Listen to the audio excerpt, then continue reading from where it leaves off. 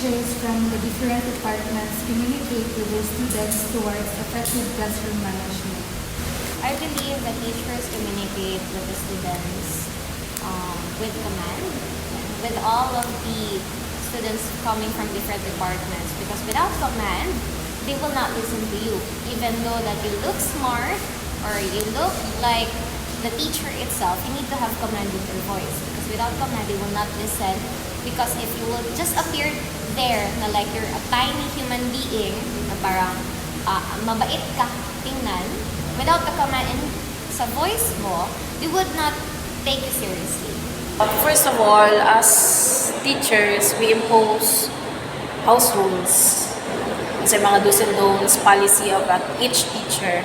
Pero since we are from different department, me especially from CHTM, I always encourage my student to be more sensitive using the nonverbal cues. Kasi that is very important for their skills.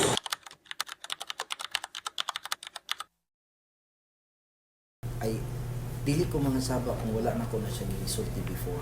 Like for example, ko before we start our class, dalawa lang akong hangyo. Bawal matabi, bawal matulog. Kaya pag na yung tabi, di ba? Replipant ko, I always ganing istorya mo kan practice pagkasaban ta ka, wala kay karapatan ng luod sa ako because we already agreed from the very start. When I go inside of the classroom, I always start with a greeting, like good morning, good afternoon, to catch their attention.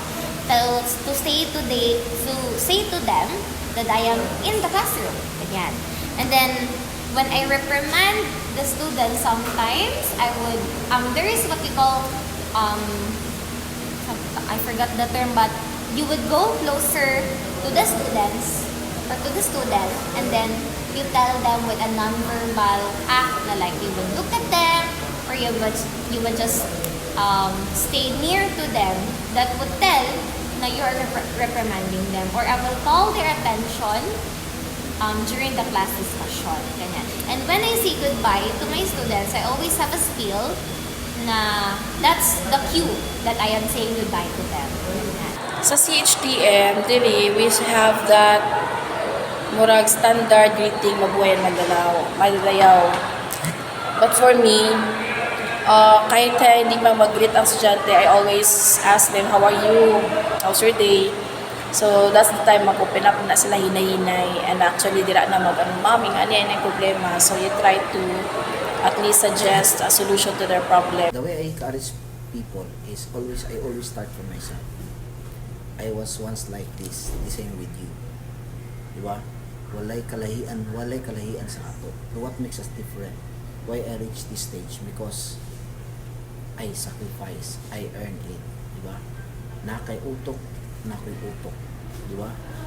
Ano ba? I always start from yourself. The way we communicate is nakuha na akong attention sa mga estudyante. Pero dahil na once na dili sila dyan ng selections, hindi mo mag-double effort para makuha na mo ilang attentions. Maraming mas nila akong mga experience. To make them participate, during the discussion, I usually have biglaan ng mga oral recitation just to make sure that they are listening to me. And since there are times that they don't want to volunteer, I would use the roulette and then spin the wheel for them to participate willingly or unwillingly. So usay, doon ako na sila ang mga chairs, and sa ilang natunan bawat slide sa lesson. So diha ako din lang silang patindugod, kung isa din natin ako din pugaon.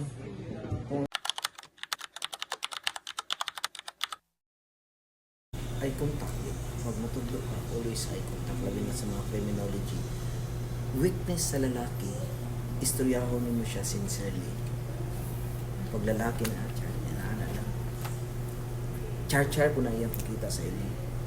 Pero pag lalaki lang yung mga criminology, mga barako, once you say something and you wanted to impose or feel, example, kung criminology, if I will be talking to you, how would I encourage you to listen to me? How would I capture his attention? Unang-una, you have to face, you have to look at her or his eyes. And every time you see it, you must have to have, kasulay ka na.